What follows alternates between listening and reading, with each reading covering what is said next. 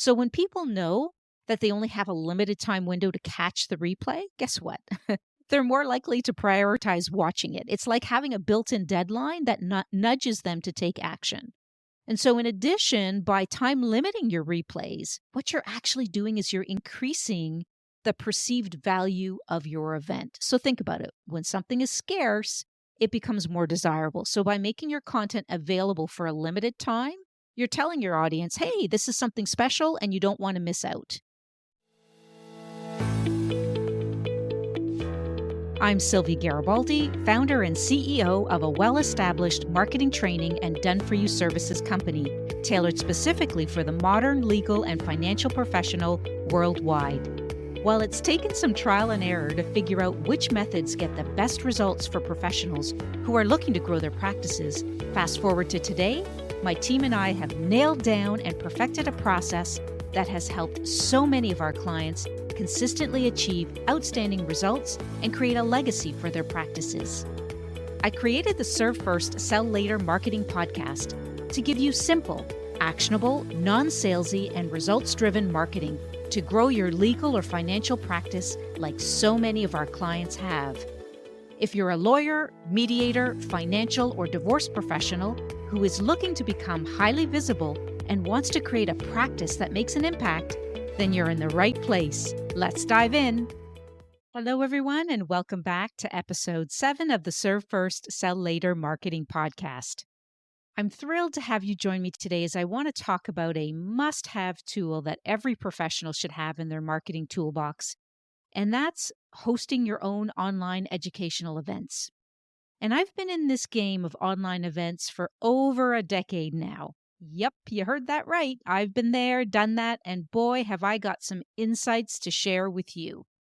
And for those of you who might be saying, yes, I've tried online events before and don't think they really work, or it's nothing new, it's my goal to share at least one or two things with you today about online educational events that you didn't know or haven't tried before, because it's all in the details, and by changing one or two things about how you host online events can make a huge difference. So through trial and error, I've picked up invaluable insights and so many best practices that I've learned along the way, from delivering online events to professionals, to associations, to groups and companies all across the globe. And I think the practices that I'm going to share with you can take your online events from just okay to wowing your audience. So I'm going to share the nitty-gritty must-haves of online event excellence. I'll be talking about the stuff that wows your audience and leaves them craving for more. And some of the information will have you saying, why didn't I think of that before? Why haven't I done that before? So I'm really excited to share some of these ways in which you can really elevate your online educational events. Okay, so let's start with examples of online educational events that can really take the form of so many different possibilities. So an example could be webinars, online workshops, virtual conferences, virtual seminars, podcasts, etc. I mean, there's so many different ones out there, and they've become a powerful tool for legal and financial professionals just like you to share knowledge, to connect with your audience, and to really help build your brand. But I guess the question becomes, how do you ensure that your event stands out in a sea of online content? And how do you create an event that not only educates, but also engages your audience and encourages them to take the next step with you? And so that's exactly what I'm going to explore in this episode. And I'm going to dive deep into the best practices for hosting online educational events, from the initial planning stages to the follow-up after the event. I'm going to talk about how to market your event effectively, how to create engaging content that resonates with your audience, and how to use these events as a platform to build meaningful relationships with your audience. But I want to be clear, this isn't just about hosting successful events. It's really about shifting your mindset from selling to serving. And it's about understanding that when you provide real value and put your audience's needs first, the selling will naturally follow. The selling will naturally follow. So Whether you're a seasoned professional looking to take your online events to the next level, or you're just starting out, this episode is for you. All right, let's get started. So, the very first place I want to dive into is identifying the purpose and who your audience is. So, this is really the foundation of your online event. And really, without a clear purpose and a well defined audience, your event can easily become unfocused and ineffective. And trust me, we've seen lots of those. So, where do you start? You start at the end. Yes, you heard that right. You're going to start with your end goal. So, what do you want to achieve in this event? Are you looking to educate your audience on a specific topic? Are you trying to build brand awareness, or perhaps you're aiming to generate leads for your practice? So, whatever your goal is, define it clearly. This is your North Star guiding every decision you make about this event. So, once you have your end goal, it's time to work backwards. Think about the steps you need to take to achieve this goal. What kind of content will you need to create? What format should your event take? Who do you need to reach out to? These are all questions that will really help shape your event. And perhaps I think the most important question you need to answer is, who is your audience? Understanding your audience is crucial to the success of your event. You need to know who they are, what their challenges are, what they're interested in, and how your event can provide value to them. And so this is not only to guide your content creation, but it's also about your marketing efforts. So remember that this event is not just about you, it's about your audience. It's about providing them with valuable, relevant content that meets their needs and helps them solve a major problem that they're facing right now. So take the time to really understand your audience, speak their language, address their pain points. And for those of you who have been following along and listening to all of our episodes, you know that I talk a lot about clients' pain points, and it really centers around your ideal clients' pain points. What are their challenges? What keeps them up at night? So show them that you understand them and that you're there to help. So in the end, identifying your purpose and your audience is really just about creating a roadmap for your event. It's about knowing where you're going, who you're taking with you, and how you're going to get there. So take the time to plan this out. I promise you this will be time well spent. So the next thing you want to think about is where you're going to host this online event. And so the platform you choose can make or break the experience for your attendees. But most importantly, you want to be comfortable operating the software as the host of this event. So the good news is that there are plenty of user-friendly options out there that you can deliver a seamless and engaging event. And the one that I would recommend, that I know well and that has always been a great one to rely on, is Zoom. And I think COVID has introduced Zoom to the world. And so most people know what Zoom is. So it's really a platform, as you know, that needs no introduction. Zoom is known for its simplicity and reliability, making it a go-to choice for virtual events of all sizes, So whether you're hosting a small workshop or a large-scale webinar, Zoom has a really intuitive interface that makes it pretty easy to navigate. And it allows your least tech-savvy attendees to join in without a hitch. But there are so many other online event platforms, so I don't want you to feel like you are boxed in with Zoom. You can certainly try GoToWebinar, Google Meet, Microsoft Teams. So once again, just use one that you're most familiar with and that requires little tech complication for the user or the participant. And another important tip here is to ensure that whatever platform you're using, just make sure that you have the ability to record, download, and share your online event. And so most of these software programs have this ability to do that. So the reason why I stress that is because with the recording feature, you're going to want to send the recording to your registered participants, whether they showed up live or not, and actually give them a time-limited ability to view the recording before it comes down. So as you're recording the event, You want to, make it available to people that maybe want to listen to it again or perhaps was not able to attend live. So, what's important about this is that time limited replays add a sense of urgency and exclusivity to your event. So, when people know that they only have a limited time window to catch the replay, guess what? They're more likely to prioritize watching it. It's like having a built in deadline that nudges them to take action. And so, in addition, by time limiting your replays, what you're actually doing is you're increasing the perceived value of your event. So, think about it. When something is scarce, it becomes more desirable. So, by making your content available for a limited time, you're telling your audience, hey, this is something special and you don't want to miss out. So, it's a really important tip there is to make sure that you're giving them time limit on when they can actually watch it by. And that really creates a sense of urgency. If you're not doing that now, I highly recommend you add that in. All right. Something else to think about here is the planning of your online talk, like the content. What do you want to talk about? So, firstly, let's just remember that your content should be educational, not salesy or sales oriented. You're there to provide solutions, insights, and guidance, not to sell a product or service. I'll show you how to do that later, so stick with me. So you really need to ensure that the content of your online event should cover key points for your audience.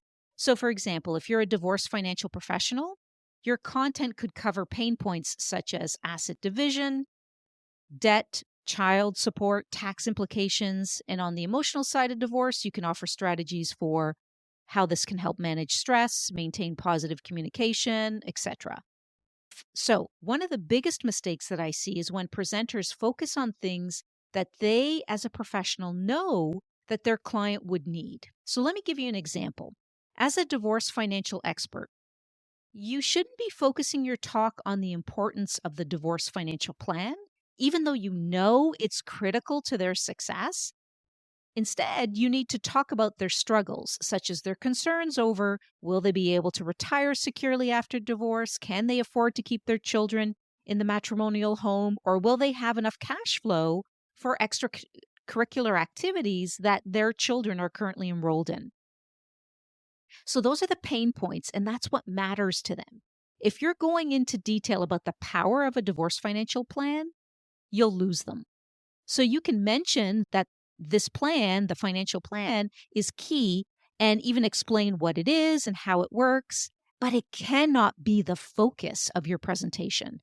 The focus must be on how to help them through these challenges that they've identified. So I hope that makes sense. I hope that's resonating with you. That's one of the biggest mistakes we see.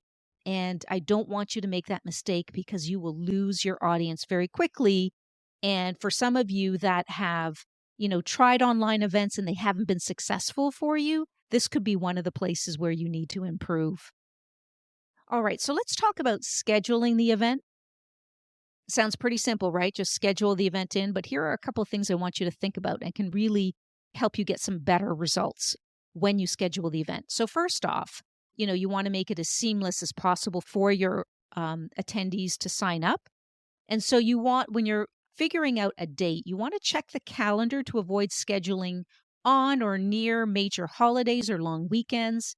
And that's just, pretty common sense because this ensures maximum attendance and engagement when you avoid those timeframes. So to facilitate the sign-up process, what's really important here is to provide attendees with a convenient way to add the event to their calendars. So one effective method is to offer a calendar confirmation that they can easily integrate into their preferred calendar app. So this could include something like add to Google Calendar button, which, streamlines the process for Google Calendar users and allows them to automatically put it into their calendar. And so there's many other types of add to calendar options available, but I wanted to just share a basic one that most people know about. And so you want to make it easy for attendees to put it directly into their calendars, and the end result is a much higher attendance rate. Much higher attendance rate. So look, we know people are busy, things slip unless they are diarized. So helping them diarize it will increase the likelihood that they will show up live.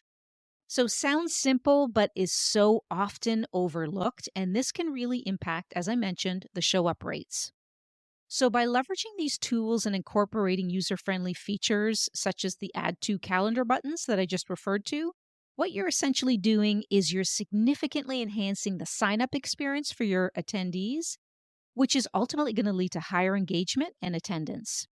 And trust me, half the battle is getting people to show up to your events. So this can be a real game changer.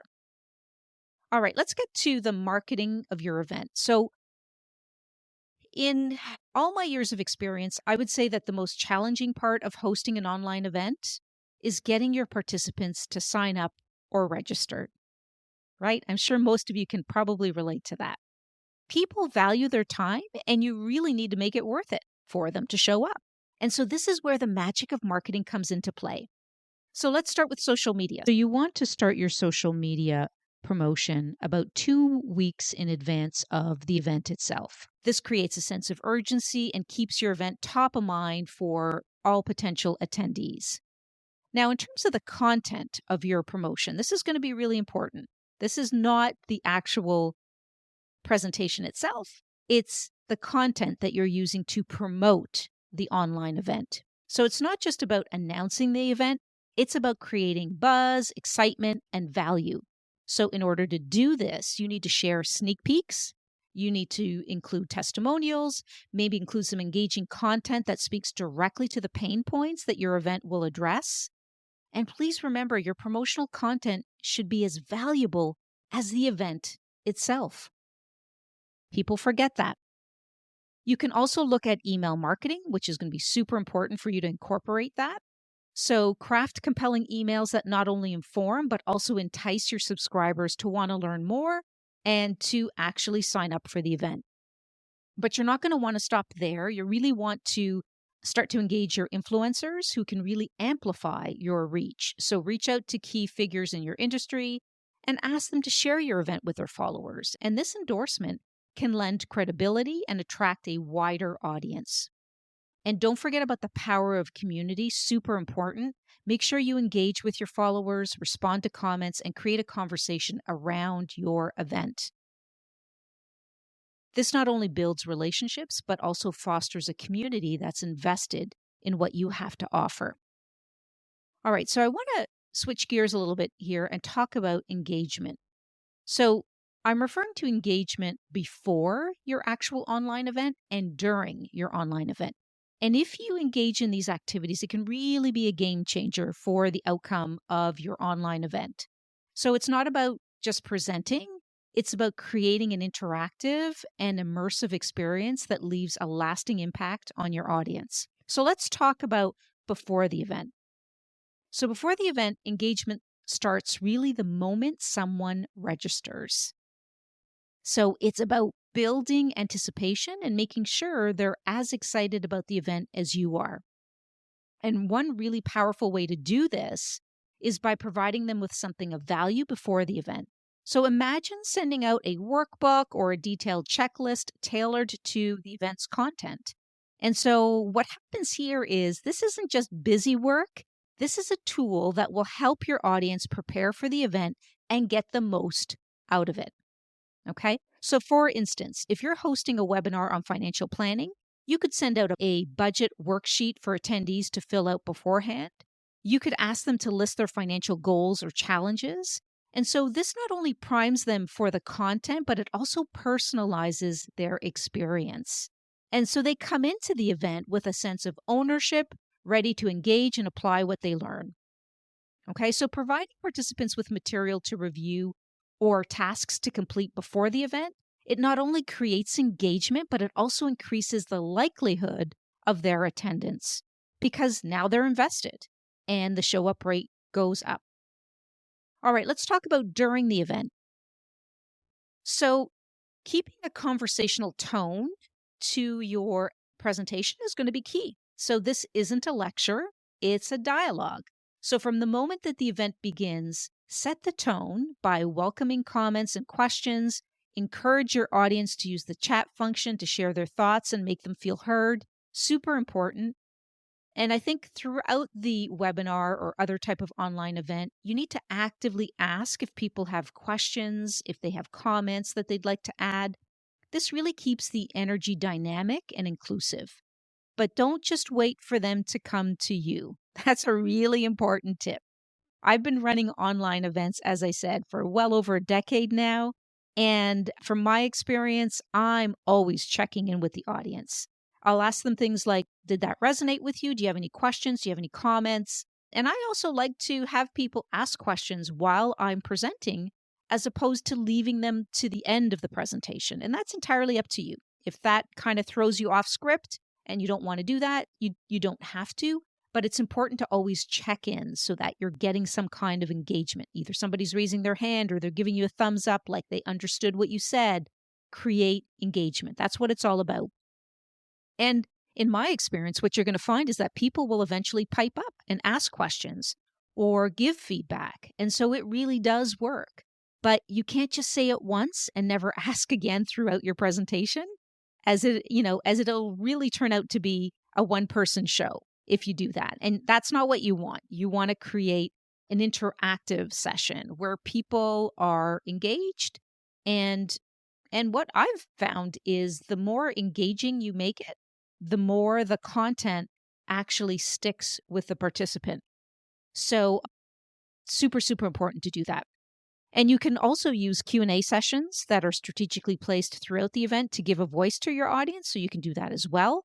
And that's very helpful. And a simple question can lead to a breakthrough for someone who's listening or watching your presentation online.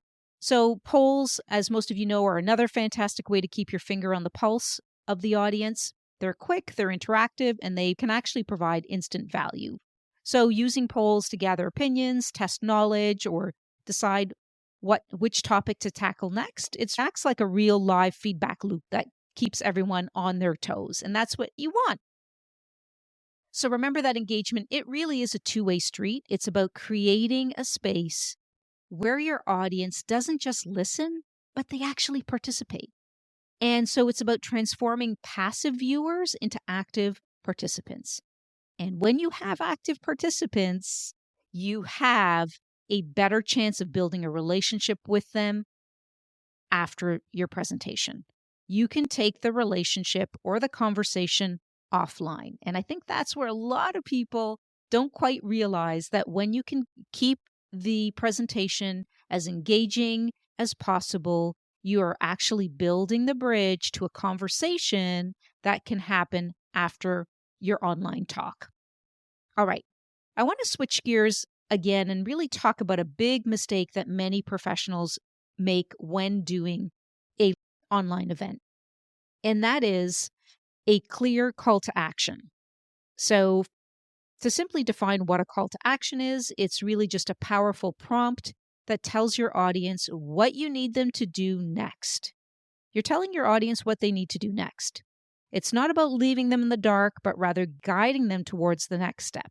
Believe it or not, I know it may sound crazy that you have to tell them what to do next, but they really need to know. They need to be directed. They need to be given ideas about why it's important for them to connect with you. So for instance, it could be your call to action could be something as simple as book a call with us and tell them what they can expect in your consultation call. You can tell them the benefits that they'll get and why they should schedule one with you. So here's what I want you to really think about. You shouldn't just say, schedule a call with me or book a call with me. You need to give them a reason why they want to connect with you. So why would they want to book a call with you? Explain the benefits of the call. Explain why they should schedule one with you, what they're going to get out of it. And remember, the reason they're going to want to connect with you is so that you can help them solve a major pain point. So I know that when we work with our own clients, we teach them step by step how to do this. So people by the end of their talk are interested participants who are eager to speak with them because we have created an irresistible call to action. Super, super important to do and to include. And it's one of the biggest mistakes we see all the time. So this kind of call to action leaves no room for guesswork and empowers your audience to take action. So, educational online events are really a must have in every professional's marketing toolbox. I've been at this for a long time and I've been seeing some amazing results for both my own business and for so many of our clients. And it does really work. But as mentioned in this episode, there are some game changing strategies that you need to incorporate in order to get these kinds of results. So, as you gear up for your next online event, keep it real, keep it engaging, and most importantly, keep it fun. After all, each event is really a chance to just connect, inspire, and make a real impact in your industry. So that's it for today. Thank you so much for tuning in. If you found this episode valuable, I encourage you to subscribe and leave a review. Your feedback is so important to us and really helps us improve and reach more listeners just like you. So stay tuned for our next episode. And until next time, always remember there's no better time to start than today.